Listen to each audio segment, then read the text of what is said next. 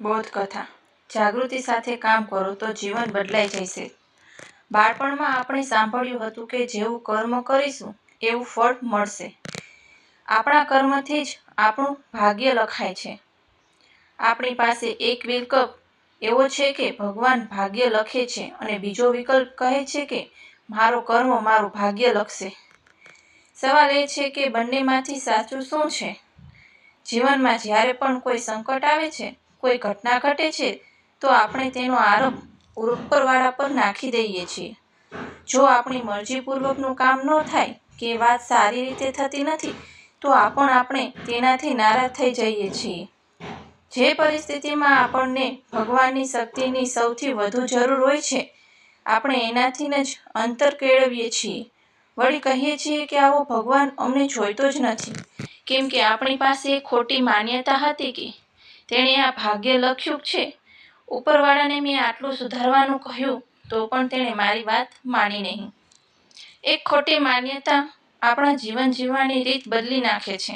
આજથી એટલું નક્કી કરી લઈએ કે મારું ભાગ્ય કોણે લખ્યું? જો મારે ભાગ્યમાં કોઈ ફેરફાર કરાવવો છે તો મારે કોની પાસે જવાનું છે? આપણે જ્યારે પોતાની જ પાસે જવાનું છે તો પછી તેમાં પરમાત્માની શું ભૂમિકા છે?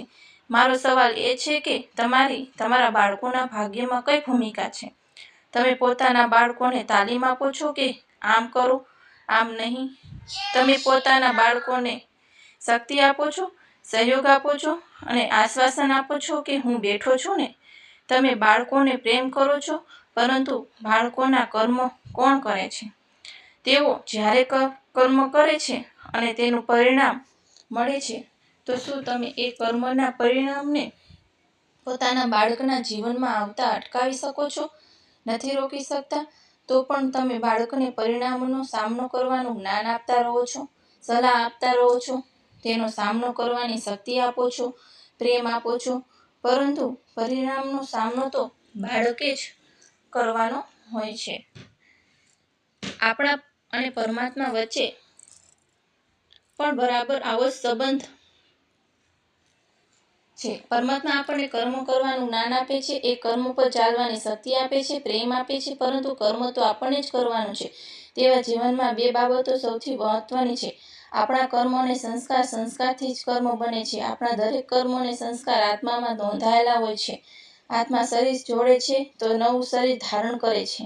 એ બાળકને ફરીથી નર્સરીમાં જવું પડે છે। માત્ર એક જ બાબત છે જે સાથે જશે, કર્મો અને સંસ્કાર।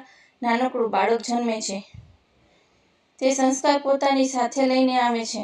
જે દિવસે એ બાળક જન્મે છે, જન્મપત્રી પણ એ દિવસે જ બની જાય છે। એ જન્મપત્રી કર્મ સંસ્કારના આધારે બને છે।